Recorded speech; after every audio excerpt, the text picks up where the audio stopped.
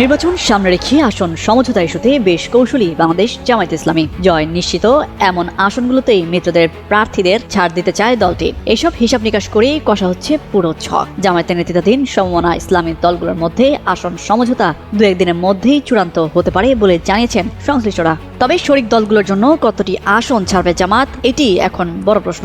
জামায়াতের নেতৃত্বাধীন সমমনা 8টি ইসলামী দলের মধ্যে এখনও চূড়ান্ত সমঝোতা হয়নি।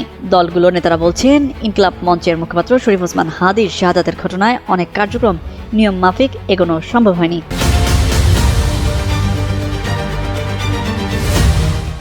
পাশাপাশি জামায়াতের আমির ডাক্তার শফিকুর রহমানের লন্ডন সফর এবং লিয়াজু কমিটির শীর্ষ নেতা ডক্টর এইচ.এম. হামিদুর রহমান আজাদের ওমরা পালনের কারণে বৈঠকগুলো সময়মতো করা যায়নি। সংশ্লিষ্ট একাধিক নেতা জানিয়েছেন, এসব কারণ না থাকলে গত সপ্তাহেই আসন সমঝোতা চূড়ান্ত হয়ে যেত। মাঠ জরিপের ভিত্তিতে ইসলামী আন্দোলন বাংলাদেশ 120টি আসন দাবি করেছে। অন্য 6 শরিক দল খেলাফত মজলিস, বাংলাদেশ খেলাফত মজলিস, খেলাফত আন্দোলন, নিজামী ইসলাম পার্টি, জাতীয় গণতান্ত্রিক পার্টি জাকপা এবং বাংলাদেশ ডেভেলপমেন্ট পার্টি বিডিপি মিলে দাবি করেছে আরও 100টি আসন। সব মিলিয়ে 7 শরিক দল 220টি আসনের দাবি তোলে। তবে এ দাবির বিষয়ে জামায়াত আনুষ্ঠানিক কোনো প্রতিক্রিয়া জানায়নি।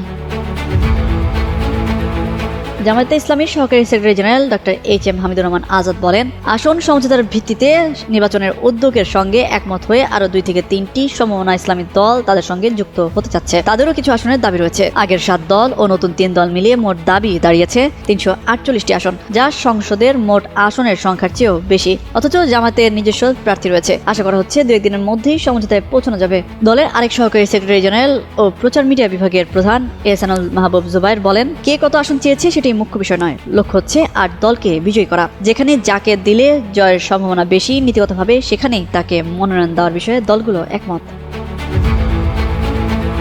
অন্যদিকে নির্ভরযোগ্য আরেকটি সূত্র জানায়, শরিকদের 220 আসনের দাবিকে যেমন গুরুত্ব দিচ্ছে না জামায়াত, তেমনি নতুন শরিকদের দাবিকেও একইভাবে দেখছে দলটি। তবে সবাইকে একসঙ্গে রাখতে জামায়াত সর্বোচ্চ ছাড় দেওয়ার জন্য প্রস্তুত রয়েছে। যদিও সেই ছাড় কতটি আসন পর্যন্ত হতে পারে তা এখনও স্পষ্ট নয় বলে জানান তিনি।